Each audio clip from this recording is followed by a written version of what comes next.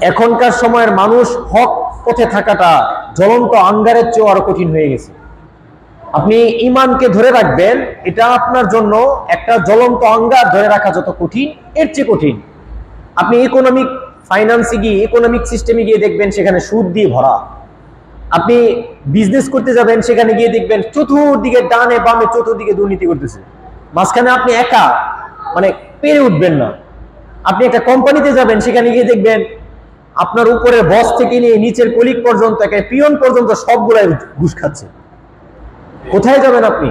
Police প্রশাসন, সামরিক বাহিনী, এমন কোন অঙ্গ, এমন কোন মানে সেক্টর নাই যেখানে দুর্নীতি ভরপুর নাই। বুঝতে পেরেছেন? একজন ভালো মানুষের বর্তমান সময়ে টিকে থাকাটা একটা যুদ্ধের মতো। তারপর আমাদেরকে টিকে থাকতে হবে। আল্লাহ রাব্বুল আলামিন সহযোগিতা করবেন ইনশাআল্লাহ। আপনি যদি হিম্মত করেন, আপনাকে আল্লাহ কি করবে? সহযোগিতা করবে ইনশাআল্লাহ।